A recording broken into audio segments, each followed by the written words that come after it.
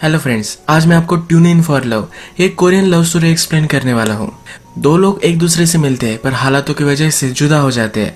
एक दूसरे से प्यार तो ये करते हैं पर हमेशा जुदा हो जाते हैं। आज की मूवी बहुत ही ब्यूटीफुल लव स्टोरी है। अलग अलग टाइम पीरियड में बहुत ही ब्यूटीफुल तरीके से हमें ये मूवी दिखाई गई है। तो चलिए इस मूवी को एक्सप्लेन करना स्टार्ट करते हैं। मूवी स्टार्ट होती है और हमारी मेन कैरेक्टर जिसका नाम है मिसू, ये हमसे इंट्रोड्यूस कराई जाती है। मिसू की एक बेकरी है जिसमें वो काम करती है। एक दिन वो ऐसे ही काम कर रही है और वहां से ह्यून गुजरता है। ये हमारा और एक मेन कैरेक्टर है। ह्यून फिर बेकरी में आकर सोया मिल्क मांगता है। इसके अलावा उसे टोफू भी चाहिए। मिसू उसे देखकर डर जाती है क्योंकि ह्यून पहले जेल में था और इसके बहुत सारे चर्चे थे। बेकरी में टोफू और सोयाबीन दोनों नहीं होते तो दूसरी बेकरी में उसे जाने के लिए कहती है। मिसू के साथ इंजा भी काम करती है। इनकी बेकरी में हेल्प करने के लिए इन्हें एक आदमी की जरूरत होती है, इसके लिए इन्होंने बाहर रिक्वायरमेंट लिखी हुई होती है। ह्यून जब इस बेकरी से गुजरता है तो इसे वो नोटिस करता है पर मिसू जल्दी से इसे निकाल लेती है। ह्यून स्कूल जाता है और टेरेस पर जाकर वो बहुत ही दुखी है, ये हमें दिखता है। इसका रीजन क्या है ये मूवी में नेक्स्ट हमें पता चलेगा। शाम होती है तो ह्यून बेकरी में आता है। वो इंजा और मिसू से कहता है कि वो यहाँ काम कर सकता है, उसे पैसों की जरूरत है। ह्यून अब अच्छे से वहाँ काम करने लगता है। एक दिन ये सब बैठे हुए होते हैं तो ह्यून मिसू और इंजा से पूछता है कि तुम मदर डॉटर नहीं हो ना। इंजा कहती कि नहीं। ये फिर उनकी स्टोरी से सुनाते हैं। मिसू भी कहती है कि मेरी मदर के साथ इंजा काम करती थी। जब वो बीमार पड़ी तो इंजा ने सब कुछ सीख लिया था। उनके गुजर जाने के बाद इंजा ही मेरा ख्याल रखती है। ये मदर डॉटर नहीं है पर इनके रिलेशनशिप कोई मदर डॉटर से कम भी नहीं है। ये दोनों फिर ह्यून से जब वो जेल में था उसके बारे में पूछती है। ह्यून कहता है कि जब मैं जेल में था तब सब डेज सेम थे।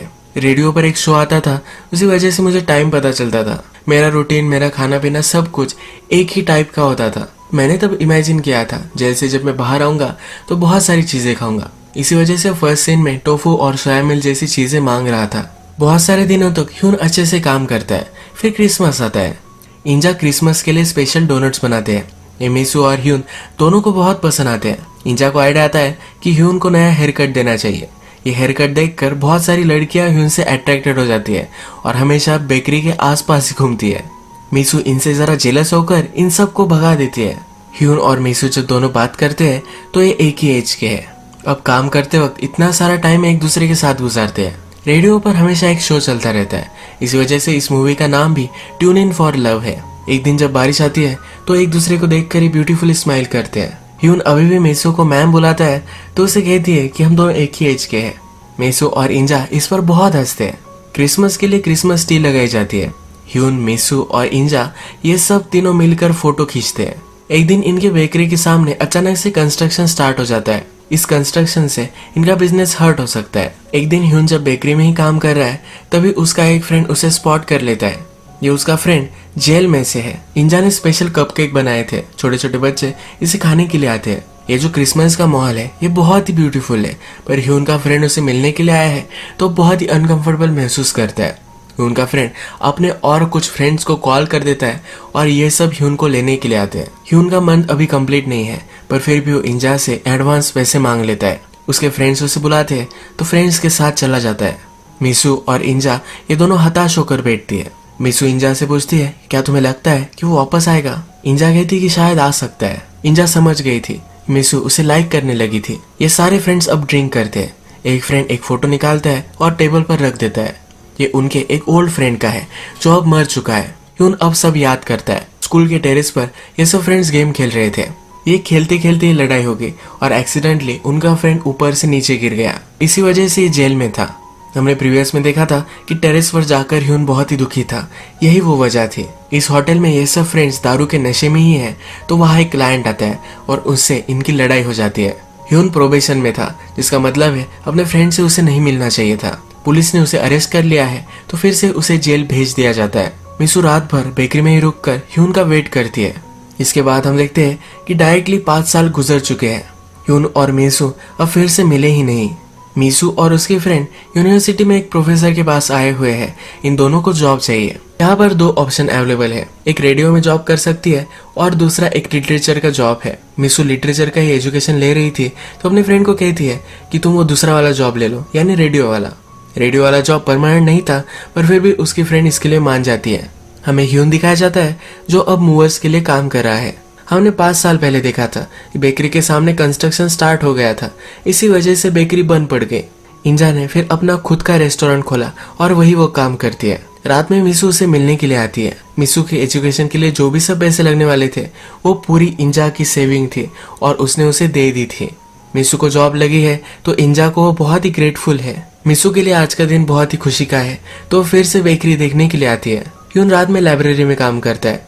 उसका ओनर उसे कहता है कि मेरी मदर को घर पर छोड़ कर आओ। जब वो मदर को छोड़ने के लिए जाता है तो बेकरी के सामने से ही गुजरता है और मिसू उसे दिख जाती है। ये दोनों एक दूसरे को देखकर बहुत ही खुश होते हैं। ह्यून कहता है कि यही रुको, मैं जल्दी से इन्हें छोड़ कर आता हूँ। वापस आते वक्त ह्यून भागते भागते ही आता है। मिसू से पूछती है कि तुम अब क्या कर रहे हो। ह्यून कहता है कि मैंने अपना एजुकेशन कंटिन्यू किया था। मिसू को जॉब लगी है तो ये सुनकर भी वो बहुत ही खुश है। ह्यून इंजा के बारे में कहता है। मिसू कहती है कि उसका रेस्टोरेंट है और हम दोनों कल उसे देखने के लिए जा सकते हैं। ह्यून जरा साइलेंट होता है और कहता है कल मैं मिलिट्री सर्विस ज्वाइन कर रहा हूँ। आज की रात यही एक रात है एक दूसरे के साथ बिताने के लिए। ह्यून फिर मिसू को घर छोड़ने के लिए उसके साथ चलता है। मिसू की बिल्डिंग जब आती है तो नीचे से गुड बाय कहकर जा रहा होता है। आगे चलकर फिर से वापस आता है। मिसू भी बालकनी में खड़ी होकर उसका वेट ही कर रही थी। ये दोनों मिसू के घर पर डिनर करते हैं और आज लेट हो चुका है तो ह्यून अब यही रुकने वाला है। रात में मिसू ह्यून से कहती है कि मैं तुम्हारे लिए वेट कर रही थी, मुझे लगा कि तुम आओगे। ह्यून उसे जो भी सब हुआ था ये सब कह देता है। सुबह मिसू जल्दी उठती है, अपने लिए एक ईमेल बनाती है। ह्यून दूर जाने वाला है पर फिर भी इस ईमेल के जरिए वो एक दूसरे से बात कर सकते हैं। सुबह होती है तो ह्यून को ईमेल एड्रेस देती है। वो उससे कहती है कि जब तुम वापस आओगे तो यही मैं तुम्हारा वेट करूंगी। ये दूसरे को हक करते हैं पर बहुत ही इमोशनल हो जाते हैं। ह्यून उसे एक किस करता है और फिर एक दूसरे से अलविदा लेते हैं। मिसू आज जब काम के लिए आती है तो अचानक से उसे रियलाइज होता है कि उसने सिर्फ ह्यून को ईमेल दिया था, उसका पासवर्ड उसने उसे दिया ही नहीं। यानी कि एक दूसरे से बात करने का चांस उनका चला गया है। जो रेडियो शो ये दोनों बेकरी में सुनते थे वहां भी मिसू एक स्टोरी देती है। इस स्टोरी में ह्यून के लिए वो मैसेज देती है, कहती है कि मेरे घर का जो कोड है यही पासवर्ड है। पर ये शो ह्यून नहीं सुनता। ह्यून बहुत ट्राई करता है अलग अलग पासवर्ड पर वो फिगर आउट नहीं कर पाता। मिसू जब रेडियो में स्टोरी देती है तो डोनट और टोफू इस तरह से एक दोनों के वो निकनेम देती है। टोफू ह्यून का निकनेम और डोनट मिसून का। ह्यून शायद कभी भी ईमेल खोल नहीं पाएगा पर मिसू अपने लाइफ का सब अपडेट्स ईमेल में लिखती रहती है। अब 2 साल गुजर चुके हैं और अपनी सर्विस से ह्यून वापस आ चुका है। वो मिसू के घर पर जाता है पर उसने मूव आउट कर लिया है। एक दिन अचानक से मिसू को ईमेल आता है, ह्यून ने इस ईमेल का पासवर्ड फिगर आउट कर लिया है। इस ईमेल में ह्यून लिखता है कि जब मैं तुम्हारे घर के पास गया तो मुझे पता चला कि तुम्हारे घर का नंबर तुम्हारा पासवर्ड हो सकता है और उसने वो अकाउंट ओपन कर लिया। ये एक दूसरे से नंबर एक्सचेंज करते हैं। ये दोनों एक दूसरे का हाल पूछते हैं और मिसू कहती है कि मैंने तुम्हें बहुत मिस किया था।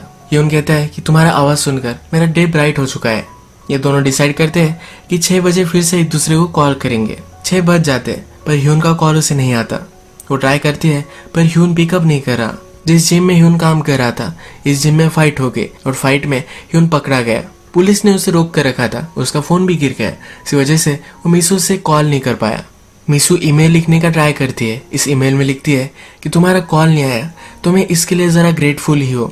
इतने साल बीत चुके हैं, मैं लिटरेचर में कुछ करना चाहती थी, बुक लिखना चाहती थी पर ये कुछ भी कर नहीं पाई। तो अपने आप को एक लूजर समझती है। ह्यून की उसे जरूरत थी पर ह्यून ने उसे इग्नोर कर दिया ऐसे उसे लगता है। ये वो ईमेल लिखती है पर कभी भी सेंड नहीं करती।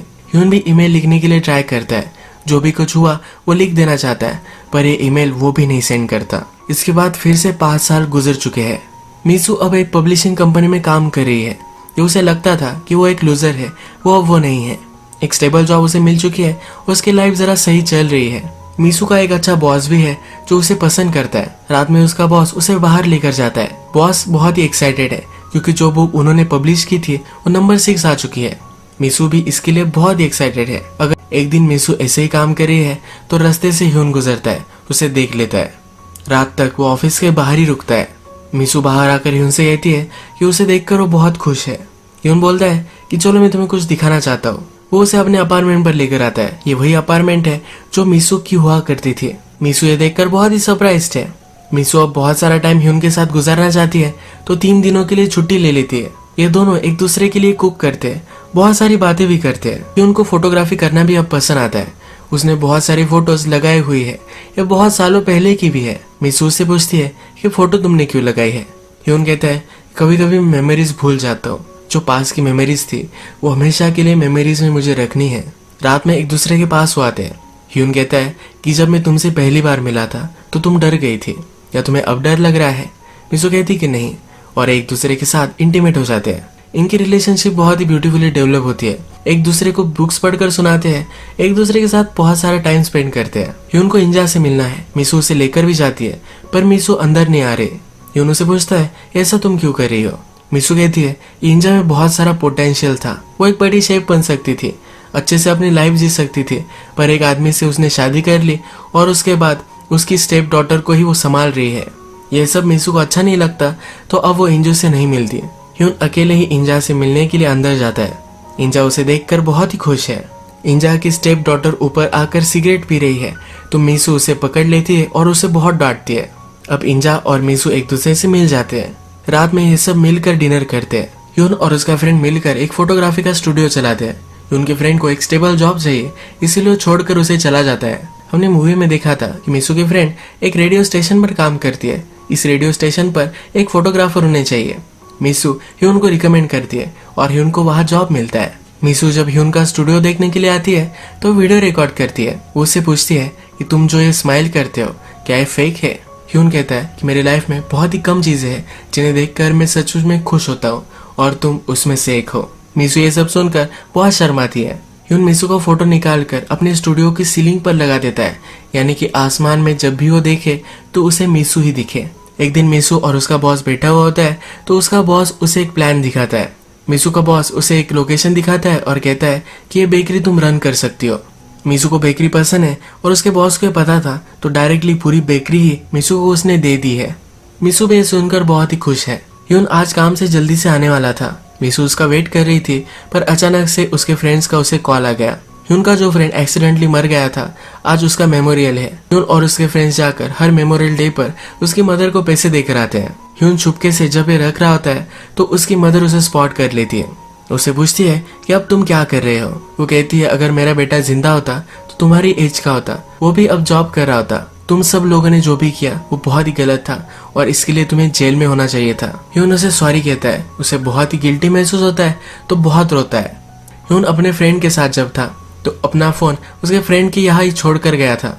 मिसू कॉल लगाती है तो ह्यून का फ्रेंड इसे उठाता है। मिसू ह्यून के फ्रेंड से पूछती है कि वो सब कहाँ थे। ये सब कुछ उसे बता देता है। जब रात में ह्यून घर पर आता है तो मिसू ये सब सवाल पूछती है। ह्यून इस सब से डिस्टर्ब होता है। उसे कभी भी इस चीज के बारे में बात नहीं करनी होती। वो डायरेक्टली उठता है और घर से बाहर निकलने लग जाता है। मिसू कहती कि ऐसा मत करो, क्या हुआ? ह्यून बोलता है कि तुम ही एक थी जिसे कुछ भी पता नहीं चलना चाहिए था। उसका फ्रेंड मर गया था, इस वजह से वो हमेशा गिल्टी महसूस करता है और ये सब चीजें वो मिसू से दूर रखना चाहता है। हर आदमी ह्यून को ही दोषी मानता है। ह्यून मानता है कि अगर मिसू को पता चल गया तो अलग नजर से उसे देखेगी। ये आइडिया वो इमेजिन नहीं कर पाता और डायरेक्टली घर से निकल जाता है। जिस फ्रेंड ने मिसू को बताया था उसे वो बहुत मारता है। उसका फ्रेंड भी उसे मारता है। उसका फ्रेंड कहता है तुम्हें क्या लगता है कि सिर्फ तुम हर्ट हो रहे हो? तुम्हें जो महसूस होता है ये हम भी महसूस करते हैं। मार खाकर डायरेक्टली इंजा के पास आता है। इंजा उसकी मलहम पट्टी वगैरह करती है। ह्यून को रेडियो स्टेशन में नई जॉब मिल गई है, तो अपना स्टूडियो उसे बेचना पड़ता है। ये स्टूडियो भी मिसू के बॉस ही बाय कर लेता है। ह्यून मिसू से मिल नहीं रहा। अपने स्टूडियो में फिर से वापस जाकर वो मिसू की फोटो लेकर आना चाहता है, पर बॉस ने ऑलरेडी कीज ले ली थी, तो मिसू का फोटो भी उसे मिल गया था। ह्यून बॉस के पास आता है। वो कहता है कि शायद मिसू का फोटो अभी भी स्टूडियो में ही है, उसे लेने के लिए जाना है। बॉस कहता है कि नहीं, मैंने वो ले लिया है। बॉस ह्यून से कहता है कि तुम बहुत ही टेंस हो, उसी तरह से मिसू भी है। उसे मेरी तरह जरा लाइट हार्टेड हंसने वाला एक आदमी चाहिए। तुम दोनों अच्छे कपल नहीं हो, मैं उसके लिए सही हो सकता हूँ। बॉस अब मिसू से ही मिलने वाला है। ह्यून उससे पूछता है कि अगर मैं तुम्हें फॉलो करूँ तो क्या तुम मिसू से मिलने वाले हो? बॉस कहता है कि तुम कुछ भी कर सकते हो और गाड़ी चलाने लग जाता है। ह्यून भागते भागते गाड़ी का पीछा करता है। पूरे टाउन में दूर दूर तक गाड़ी का पीछा ही करता रहता है। आगे चलकर मिसू बॉस से मिलती है और ह्यून भी वहां पहुंचता है।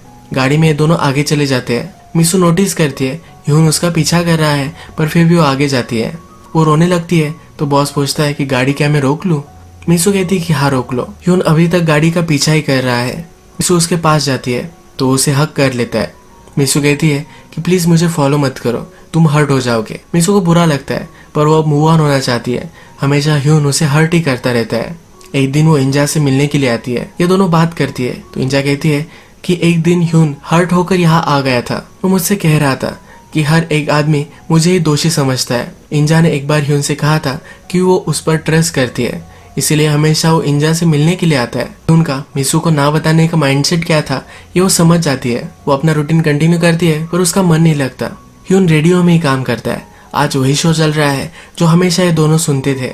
आरजे ह्यून से पूछता है, या कोई नाम है जो तुम मुझे बताना चाहते हो? इस शो में मिसू का नाम वो दे देता है। एक ब्यूटीफुल रोमांटिक गाना आरजे चलाता है और ये मिसू को डेडिकेट करता है। मिसू ये रेडियो शो सुन रही थी। ये जल्दी से ह्यून से मिलने के लिए निकलती है। टैक्सी लेती है पर आज ट्रैफिक जाम है।